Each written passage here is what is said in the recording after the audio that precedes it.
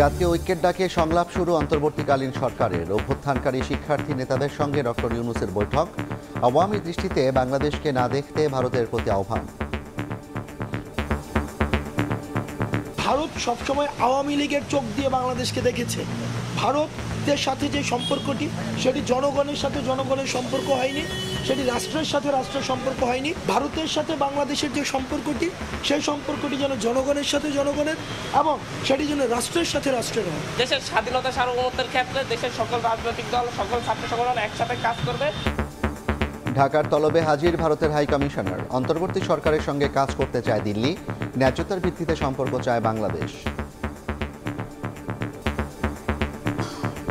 We have maintained a lot of positive momentum in the relationship. We are willing to engage with the interim government of Bangladesh. সুসম্পর্ক হতে হবে ন্যায্যতা এবং সমতার ভিত্তিতে। আমাদেরকে নিয়ে এক ধরনের ম্যাসিভ মিস ইনফরমেশন ক্যাম্পেইন হচ্ছে। আগরতলায় বাংলাদেশ মিশনে হামলার প্রতিবাদে জাতীয় নাগরিক কমিটি সহ বিভিন্ন সংগঠনের বিক্ষোভ। দেখছিলেন প্রধান শিরোনাম। রাতের সময়ে সঙ্গে আছি আমি জাফর সাদিক। এবার অন্যান্য শীর্ষ সংবাদ। বাংলাদেশে বিভাজন তৈরির চেষ্টা করছে ভারত, বলছেন বিএনপি নেতারা। পানির ন্যায্য হিস্সা পেতে আন্তর্জাতিক আদালতে লড়াই করতে হবে, বললেন তারেক রহমান। আওয়ামী লীগ আমলে নাগরিক সেবা পেতে 18টি খাতে ঘুষ লেনদেন প্রায় 1.5 লাখ কোটি টাকা। পাসপোর্ট, বিআরটিএ ও বিচারিক সেবায় সবচেয়ে বেশি দুর্নীতি, টিআইবির প্রতিবেদন। সংবিধান পুনর্লিখন চায় জাতীয় নাগরিক কমিটি। সরকারের মেয়াদ 4 বছর করার প্রস্তাব। একই ব্যক্তি হবেন না দল, সরকার প্রধান ও সংসদ নেতা।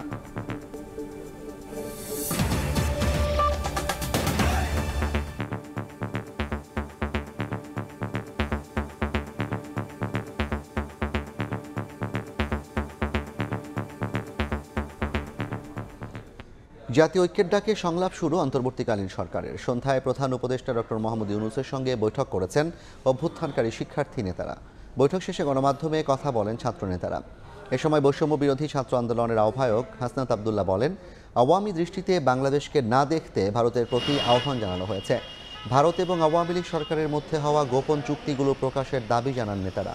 হাসনাতের অভিযোগ, আওয়ামী লীগ সংখ্যালঘু ইস্যুকে ট্রাম্প কার্ড হিসেবে দীর্ঘদিন ধরে ব্যবহার করে এসেছে।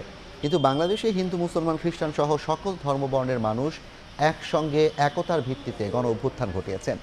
যে একতা 5ই আগস্টের আগে পরে মানুষের মাঝে ছিল, তা এখনও বিদ্যমান।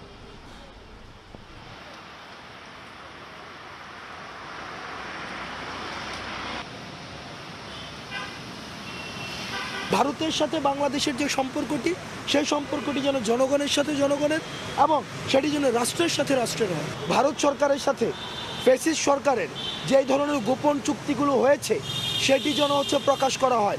বাংলাদেশে প্রত্যেকেই সাম্য এবং মানবিক মর্যাদার মধ্য দিয়েই তাদের জীবন ধারণ করছে।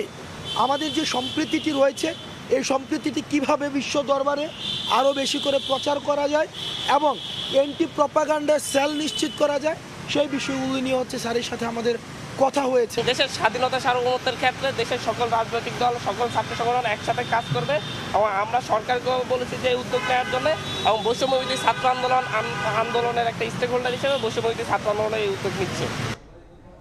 আগরতলায় বাংলাদেশ মিশনে হামলার প্রতিবাদে ঢাকার তলবে পররাষ্ট্র মন্ত্রণালয়ের হাজির হলেন ভারতের হাই কমিশনার প্রণয় ভার্মা। বললেন, বন্ধুত্বপূর্ণ সম্পর্ক বজায় রেখে অন্তর্বর্তী সরকারের সঙ্গে কাজ করতে ইচ্ছুক নয়াদিল্লি।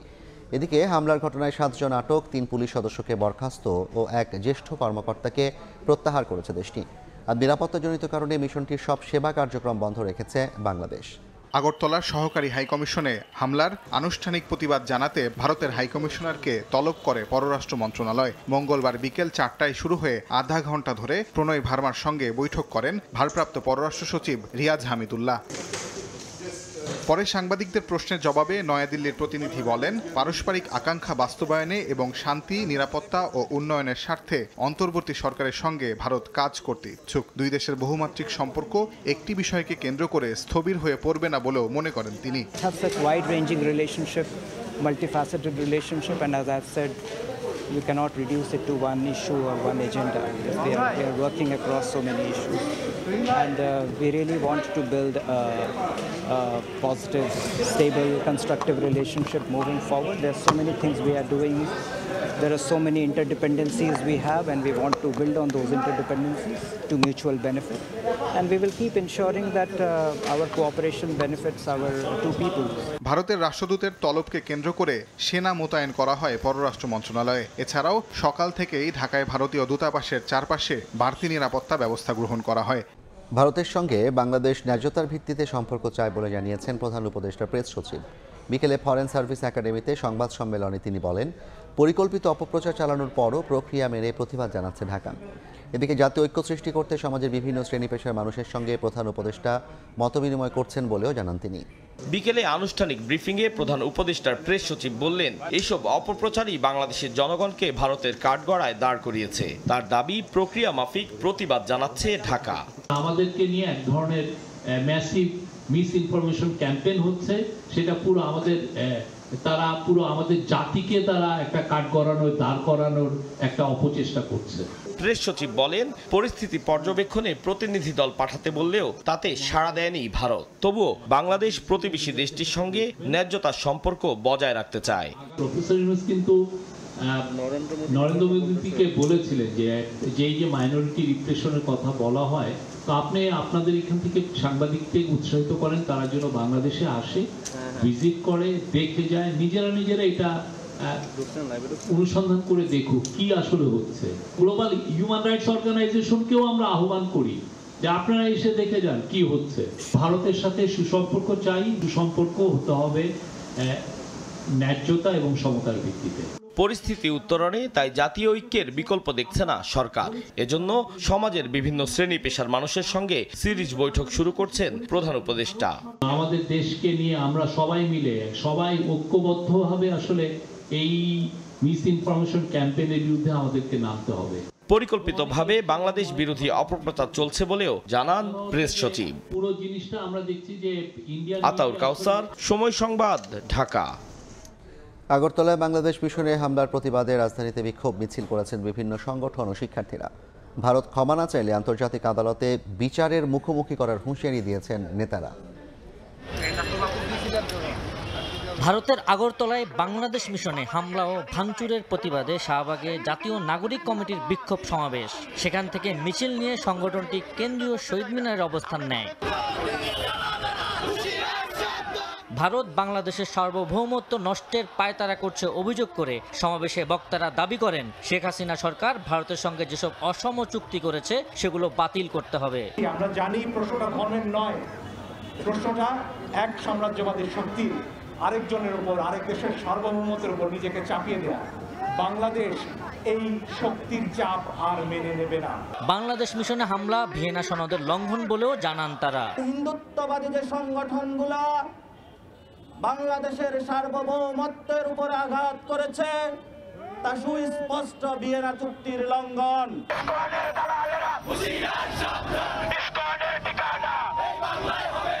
এর আগে একই ইস্যুতে প্রতিবাদ করেন শিক্ষার্থী সহ বিভিন্ন সংগঠন। মঙ্গলবার দুপুরে ফার্মগেটের আশেপাশের কয়েকটি প্রতিষ্ঠানের শিক্ষার্থীরা বের করেন মিছিল। হামলার নিন্দা ও বিচার দাবিতে স্লোগান দেন বিক্ষুব্ধরা। সকালে ঢাকা বিশ্ববিদ্যালয়ের মধুর ক্যান্টিনে সংবাদ সম্মেলন করে হামলায় জড়িতদের গ্রেফতার করে দ্রুত বিচারের দাবি জানায় সার্বভৌমত্ব আন্দোলন। এই ঘটনায় জড়িত উগ্রপন্থী হিন্দুত্ববাদীদের অবিলম্বে গ্রেপ্তার এবং তাদের বিরুদ্ধে দৃষ্টান্তমূলক শাস্তির ব্যবস্থা গ্রহণের জন্য ইন্ডিয়া সরকারের প্রতি জোর দাবি জানাচ্ছি। উগ্রবাদীদের রুখতে কলকাতায় শান্তিরক্ষী বাহিনী মোতায়েনের আহ্বান জানান গণ অধিকার পরিষদের সাধারণ সম্পাদক রাশেদ খান। মমতা বন্দ্যোপাধ্যায়ের উচিত কলকাতার উগ্রবাদী সংগঠনকে তাদেরকে নিয়ন্ত্রণ করার জন্য জাতিসংঘের শান্তিরক্ষী বাহিনীর সহযোগিতা নেওয়া। এই ঘটনায় তীব্র নিন্দা জানিয়ে ভারত থেকে বাংলাদেশ মিশনের কর্মকর্তাদের দ্রুত ফিরিয়ে আনার দাবি জানান গণ অধিকার পরিষদের আরেক অংশের নেতারা। হামলার ঘটনায় ভারতকে অবিলম্বে ক্ষমা চাওয়ার দাবি নেতাদের। আবু সাইদ নিশান, সময় সংবাদ, ঢাকা। আগরতলায় বাংলাদেশের সহকারী হাইকমিশনে হামলার প্রতিবাদে বিক্ষোভে উত্তপ্ত ঢাকা। নয়াপল্টনে বিক্ষোভ মিছিল করেছে বিএনপি। সংঘাতে উস্কানি দিয়ে ভারত বিভাজন তৈরির চেষ্টা করছে বলে মন্তব্য করেছেন নেতারা। ভারতে বাংলাদেশ মিশনগুলোর নিরাপত্তায় সরকারকে জাতিসংঘ শান্তিরক্ষী বাহিনী সহায়তা চাওয়ার আহ্বান জানিয়েছেন দলটির সিনিয়র যুগ্ম মহাসচিব রুহুল কবির রিজভী।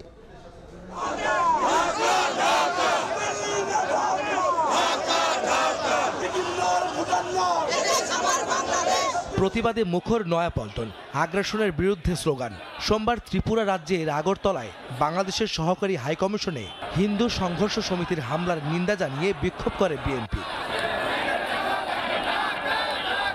মঙ্গলবার দুপুরে দলটির কেন্দ্রীয় কার্যালয়ের সামনে থেকে বের হয় মিছিল।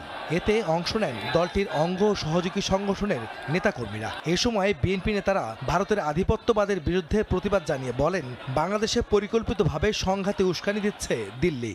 বাংলাদেশের মাটিতে কোনো বিদেশি দালালদের আস্ফালন আমরা আর বরদাস্ত করব না। বাংলাদেশের মানুষ ভারতীয় আধিপত্যবাদের বিরুদ্ধে লড়াই সংগ্রাম করে ইনশাল্লাহ এই দেশের স্বাধীনতা অক্ষুণ্ণ রাখবে। এর আগে দলটির কেন্দ্রীয় কার্যালয়ে সংবাদ সম্মেলনে বিএনপির সিনিয়র যুগ্ম মহাসচিব রুহুল কবির রিজভী আহমেদ অভিযোগ করেন, বাংলাদেশে সাম্প্রদায়িক বিভাজন তৈরির চেষ্টা করছে ভারত। বাংলাদেশের ভিতরে অস্থিতিশীলতা তৈরির জন্য মরিয়া হয়ে উঠেছে ভারত। এই বাংলার মানুষ কিন্তু কখনোই দিল্লির অধীনতা মানেনি। ভারতে বাংলাদেশ মিশনগুলোতে নিরাপত্তায় দ্রুত জাতিসংঘের শান্তিরক্ষী বাহিনী পাঠানোর দাবি জানিয়ে রিজভী বলেন, তাদের দেশে সাম্প্রদায়িক সহিংসতার জন্য মোদি মমতার নজর দেওয়া প্রয়োজন।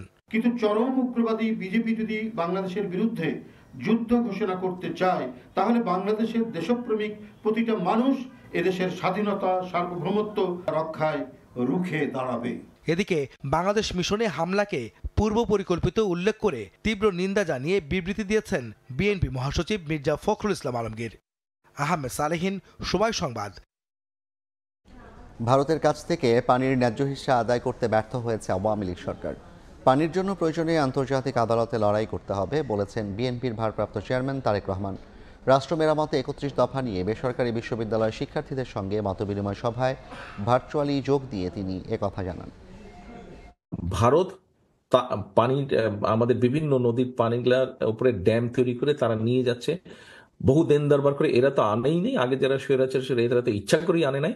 আমাদেরকে এখন এটার ব্যাপারে আন্তর্জাতিক আদালতে হোক, ইউএনএ হোক, জাতিসংঘ হোক, আমাদেরকে সামনে ইনশাল্লাহ সুযোগ পেলে ফাইট করতে হবে যাতে আমরা আমাদের পানির হিস্সা আনতে পারি। ঘুষ ছাড়া পাসপোর্ট বিআরটিএ বিচারিক ও আইন শৃঙ্খলা রক্ষাকারী সংস্থার সেবা মেলে না, এমন অভিজ্ঞতার কথা জানিয়েছেন সেবা নেয়া ৭৭% মানুষই। নাগরিক সেবা নিতে গত ১৬ বছরে ঘুষ দিতে হয়েছে প্রায় ১.৫ লাখ কোটি টাকা। এই চিত্র উঠে এসেছে ট্রান্সপারেন্সি ইন্টারন্যাশনাল বাংলাদেশ টিআইবির গবেষণা প্রতিবেদনে। টিআইবি জানায়, কেন্দ্রীয় ব্যাংক ও গোয়েন্দা সংস্থা মিলে ধ্বংস করেছে দেশের ব্যাংক ও আর্থিক খাতকে। দুর্নীতি বিরোধী সংস্থা টিআইবি বলছে ২০০৯ থেকে ২০২৪ সাল পর্যন্ত নাগরিক সেবা নিতে ১,৪৬,২৫২ কোটি টাকা ঘুষ দিতে বাধ্য হয়েছেন সাধারণ মানুষ। এর মধ্যে গেল বছরই সেবা খাতে লেনদেন হয়েছে ১০,৯০২ কোটি টাকার ঘুষ। সবচেয়ে বেশি দুর্নীতিগ্রস্ত খাতের তকমা পেয়েছে পাসপোর্ট। এরপর রয়েছে বিআরটিএ, আইন শৃঙ্খলা রক্ষা সংস্থা ও বিচারিক সেবা। সেবা খাতের দুর্নীতি শীর্ষক টিআইবির গবেষণা প্রতিবেদনে উঠে এসেছে এমন দুর্দশার চিত্র। ২০০৯ থেকে ২০২৪ পর্যন্ত সেবা গ্রহীতারা সেবা নেওয়ার ক্ষেত্রে ১,৪৬,২৫২ কোটি টাকা ঘুষ দিতে বাধ্য হয়েছেন। প্রতিবেদন প্রকাশ উপলক্ষে মঙ্গলবার সকালে রাজধানীর ধানমন্ডিতে টিআইবি কার্যালয়ে আয়োজিত সংবাদ সম্মেলনে জানা হয়, সেবা নিতে ২০২৩ সালে প্রতিটি পরিবার গড়ে ঘুষ দিয়েছে ৫,৬৮০ টাকা। বিচারিক সেবা নিতে খরচ হয়েছে ৩০,৯৭২ টাকা। সবচেয়ে বেশি দুর্নীতি ও ঘুষ লেনদেন হয়েছে বরিশাল বিভাগে। গ্রামাঞ্চলের জনগণ তুলনামূলকভাবে শহরাঞ্চলের তুলনায় বেশি দুর্নীতির শিকার হয়েছেন। যাদের দুর্নীতি থামানোর কথা তারাই দুর্নীতিগ্রস্ত হওয়ায় দুর্নীতি রোধ করা যাচ্ছে না বলে জানায় টিআইবি। দুর্নীতি দমন কমিশনের বিষয়ে তো যত কম বলা যায় ততই ভালো। এমন কোনো অপরাধ নাই যেটাতে পুলিশ আমাদের জড়িত থাকেন না। ব্যাংক খাত ধ্বংসের কারিগর হিসেবে বাংলাদেশ ব্যাংক ও গোয়েন্দা সংস্থাকে দায়ী করেন টিআইবির নির্বাহী পরিচালক। যারা ঘুষের কারণে জিম্মি। শুভ খান, সময় সংবাদ, ঢাকা। সরকারের মেয়াদ ৫ নয় ৪ বছর চায় জাতীয় নাগরিক কমিটি। সকালে জাতীয় সংসদ ভবনে সংবিধান সংস্কার কমিশনের কাছে দেওয়া প্রস্তাবনায় সংবিধান পুনর্লিখনের দাবি করেন তারা। একজনের ২ বারের বেশি রাষ্ট্রপতি ও প্রধানমন্ত্রী না হওয়ার পাশাপাশি একই ব্যক্তিকে দল, সরকার প্রধান ও সংসদ নেতা না করার প্রস্তাব দেয় সংগঠনটি। বিদ্যমান কাঠামো নয় বরং নতুন রাজনৈতিক বন্দোবস্তের মাধ্যমে ফ্যাসিবাদী ব্যবস্থার বিলোপ করতে হবে, এমন দাবিতে সাম্প্রতিক সময়ে নতুন সংবিধানের আওয়াজ উঠেছে অভ্যুত্থানকারী শিক্ষার্থীদের বিভিন্ন প্ল্যাটফর্ম থেকে। মঙ্গলবার জাতীয় সংসদ ভবনে সংবিধান সংস্কার কমিশনের কাছে নিজেদের আনুষ্ঠানিক প্রস্তাবনা তুলে ধরে জাতীয় নাগরিক কমিটির 7 সদস্যের প্রতিনিধি দল। 1.5 ঘণ্টাব্যাপী মতবিনিময়ে সংস্কার নয় গণপরিষদ নির্বাচনের মাধ্যমে নতুন সংবিধান প্রণয়নের দাবি জানানো হয়। 69 দফা লিখিত প্রস্তাবনা তুলে ধরে জাতীয় নাগরিক কমিটি। গণভোটের আইন প্রণয়ন করতে হবে সংবিধানের আন্ডারে এবং 2/3 ভোটের মাধ্যমে যে নতুন সংবিধানকে চেঞ্জ করার যে প্রক্রিয়াটা আছে, আমরা চাই যে সেই প্রক্রিয়াটা আর না থাকুক। পুনর্লিখিত সংবিধানে নতুন 5 মূলনীতি ও দ্বিতীয় প্রজাতন্ত্র ঘোষণাপত্র যুক্ত করার প্রস্তাব তুলে ধরে প্রতিনিধি দল। নতুন সংবিধান আমাদের 24-এর অভ্যুত্থানে যারা শহীদ হয়েছেন তাদের আকাঙ্ক্ষাকে ধারণ করে, 71-এ যারা শহীদ হয়েছেন তাদের আকাঙ্ক্ষাকে ধারণ করে সেরকম একটা সংবিধানের প্রস্তাবনা আমরা রেখেছি। যদিও নতুন সংবিধান নয় বরং বিদ্যমান সংবিধানে সংশোধনী আনার কথা বলছে বিভিন্ন রাজনৈতিক দল। এমন অবস্থায় নিজেদের দাবি পূরণের ব্যাপারে কতটা আশাবাদী জাতীয় নাগরিক কমিটি? রাজনৈতিক দলগুলোর কাছে আমরা বিনীত আহ্বান রাখবো, নতুন রাজনৈতিক বন্দোবস্তের পক্ষে জনগণ তাদের যে প্রত্যাশা ব্যক্ত করেছে সে প্রত্যাশার সঙ্গে যেন রাজনৈতিক দলগুলো তাদের একমত রাখেন। বিরোধী দলীয় নেতার ছায়া মন্ত্রিসভা গঠন, প্রতি বিভাগে হাইকোর্টের বেঞ্চ, সব স্থানীয় সরকার নির্বাচনে নতুন পদ সৃষ্টি করে অনূর্ধ্ব 30 বছর বয়সীদের নির্বাচনে প্রতিযোগিতা করার ব্যবস্থা সংবিধানে অন্তর্ভুক্ত করার প্রস্তাব তুলে ধরে জাতীয় নাগরিক কমিটি। ফারুক ভিয়া, রবিন, সময় সংবাদ, ঢাকা। এবার বাণিজ্যের খবর।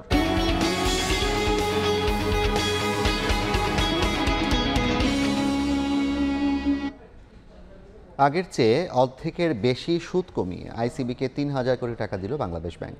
এই অর্থের বেশিরভাগই ঋণ পরিশোধ এবং পুঁজিবাজারে বিনিয়োগ করা হবে বলে জানিয়েছেন প্রতিষ্ঠানটির চেয়ারম্যান। 10% থেকে কমিয়ে 4% সুদে আইসিবিকে 3,000 কোটি টাকা দিয়েছে বাংলাদেশ ব্যাংক। ঋণের সুদ কমানোয় স্বস্তি প্রকাশ করেছেন আইসিবি চেয়ারম্যান আবু আহমেদ। 10% অর্থ নিয়ে আইসিবি কিছু করতে পারবে না, বরং আরও ঋণগ্রস্ত হবে, আরও নিচের দিকে যাবে পারফরমেন্স। আমাদের ম্যানেজিং ডিরেক্টর বলল ওটা 4%। তো এটা আমাদের জন্য বিরাট রিলিফ ফর আইসিবি। ঋণের টাকার 2/3 খরচ হবে আইসিবির নেয়া ঋণ পরিশোধেই, বাকি অর্থ শেয়ার বাজারে বিনিয়োগের ঘোষণা দিয়েছেন তিনি। কোন কোন ঋণটা আমরা পরিশোধ করব সেটা একটা করার জন্য, আইডেন্টিফাই করার জন্য বলা হচ্ছে। সাধারণত যেগুলো হাই ইন্টারেস্ট বিয়ারিং সেগুলো আগে দেওয়া হবে, আর বাকিটা আমাদের মার্কেট সাপোর্টের দিকে, ওটা আলাদা বিউ অ্যাকাউন্ট করবে। মঙ্গলবার এক সংবাদ সম্মেলনে আইসিবি চেয়ারম্যান বলেন, একের পর এক ভুল সিদ্ধান্ত ও দুর্বল শেয়ারে বিনিয়োগের কারণে বিগত 1 দশকে দুর্বল হয়ে পড়েছে আইসিবি। পুঁজিবাজারে বিনিয়োগকারীদের বুঝে শুনে বিনিয়োগের আহ্বান জানিয়ে সুদিন ফেরার প্রত্যাশা করেন আইসিবি প্রধান। মহির মারুফ, সময় সংবাদ, ঢাকা। ছাত্র জনতার আন্দোলনের মামলায় গ্রেপ্তারের ভয় দেখিয়ে চাঁদাবাজি করতে সক্রিয় সংঘবদ্ধ চক্র। টার্গেট ব্যক্তির কাছে গোয়েন্দা সংস্থার সদস্য পরিচয় দিচ্ছেন চক্রটির সদস্যরা। এরপর মামলা থেকে বাঁচিয়ে দিতে দাবি করছেন টাকা। এভাবে অর্থ হাতিয়ে নেওয়ার সময় পুরান ঢাকায় হাতে নাতে ধরা পড়েন 3 জন। এর মধ্যে আদালতে স্বীকারোক্তি দিয়েছেন জিএফআই সদস্য পরিচয় দেওয়া ব্যক্তি। পুরান ঢাকার স্যার সলিমুল্লাহ মুসলিম এতিমখানা তত্ত্বাবধায়কের কক্ষে ডিজিএফআই ও র্যাব কর্মকর্তা পরিচয়ে ঢুকে পড়েন 2 ব্যক্তি। জুলাই অভ্যুত্থানে 3টি মামলা থাকার কথা বলে তত্ত্বাবধায়ক হারুনুর রশিদকে গ্রেফতার করতে আসার কথা জানান ওই 2 ব্যক্তি। এ নিয়ে আলোচনার এক পর্যায়ে 10 লাখ টাকা দিলে মামলা থেকে বাঁচিয়ে দেওয়া হবে বলে জানান তারা। তখন নগদ 2 লাখ টাকা দিয়ে 8 লাখ টাকা পরে দেবেন বলে জানান হারুন। ঠিক হয় 5 দিন পর বাকি টাকা পরিশোধের। বিষয়টি আগেই সেনাবাহিনীকে জানিয়ে রাখেন তত্ত্বাবধায়ক। 8 লাখ টাকা নিতে এতিমখানায় এসে ধরা পড়েন ডিজিএফআই পরিচয় দেওয়া ব্যক্তিসহ 3 জন। পরে লালবাগ থানায় চাঁদাবাজির মামলা দায়ের করেন ভুক্তভোগী। 3টা থানায় মামলা, তো 3 দুগুণে 6 লাখ টাকা, আর আমাদের 2 জন এবং স্যাররা আছে আরও, তাদেরকে 4 লাখ টাকা, টোটাল 10 লাখ টাকা আমাকে দিবেন। 2রা ডিসেম্বরের মধ্যে 8 লাখ টাকা দিবেন এবং চেক ফেরত নেবেন। আর অন্যথায় 5 তারিখে চার্জশিট হবে, মামলাগুলো সকল চার্জশিটে আপনার নাম চলে যাবে। মঙ্গলবার আসামিদের ঢাকার সিএমএম আদালতে আনা হলে 164 ধারায় স্বীকারোক্তিমূলক জবানবন্দি দেন ডিজিএফআই পরিচয় দেয়া প্রধান আসামি সিরাজ। বাকি 2 জনকে 2 দিন করে রিমান্ডে পাঠান আদালত। এর পিছনে আরও লোক জড়িত আছে, তাদেরকে ধরা যায় নাই। তা তাদেরকে খুঁজে বের করার জন্য এবং যে চেকটা নিয়ে গেছে এই চেকটাকে উদ্ধার করার জন্য তাদেরকে রিমান্ডে নেওয়া হচ্ছে দুজনকে। চাঁদাবাজিতে জড়িত থাকার অভিযোগে র‍্যাব সদস্য পরিচয় দেওয়া ব্যক্তির খোঁজে অভিযান চালাচ্ছে পুলিশ। আসিফ মোহাম্মদ সিয়াম, সময় সংবাদ, ঢাকা। দক্ষিণ কোরিয়ায় জরুরি ভিত্তিতে সামরিক আইন জারি করেছেন দেশটির প্রেসিডেন্ট ইউন সুক ইয়ল। মঙ্গলবার জাতির উদ্দেশ্যে দেওয়া ভাষণে এই ঘোষণা দেন তিনি। ইউন বলেন, উত্তর কোরিয়ার কমিউনিস্ট বাহিনীর হাত থেকে দেশকে রক্ষা করতে এই পদক্ষেপ নেওয়া হয়েছে। এছাড়াও দেশবিরোধী কার্যকলাপ থেকে দক্ষিণ কোরিয়াকে সুরক্ষা দিতে জরুরি অবস্থা জারি করা হয়েছে বলেও উল্লেখ করেন তিনি। সামরিক আইনের মাধ্যমে একটি স্বাধীন ও গণতান্ত্রিক দেশ পুনর্গঠন করবেন বলেও আশা ব্যক্ত করেছেন প্রেসিডেন্ট ইউন। তার এই ঘোষণাকে অসাংবিধানিক আখ্যা দিয়েছে দেশটির বিরোধী রাজনৈতিক দলগুলো।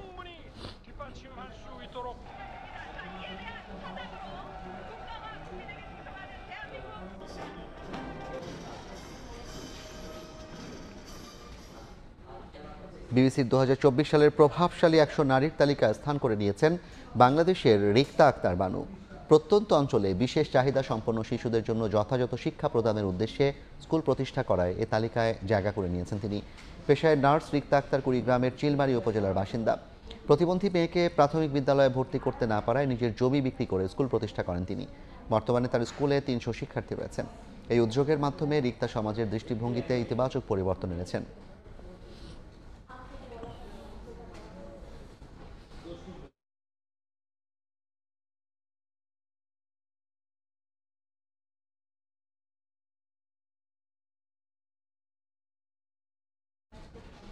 এ পর্যায়ে শীর্ষ সংবাদগুলো জানিয়ে দিচ্ছি আরেকবার।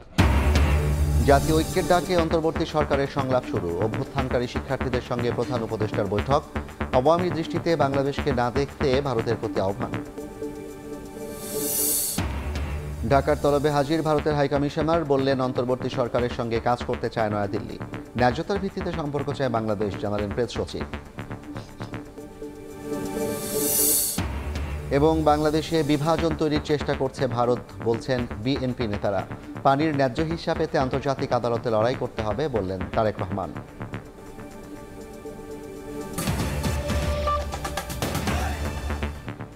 এই ছিল রাতের সময়। সঙ্গে থাকুন সময়।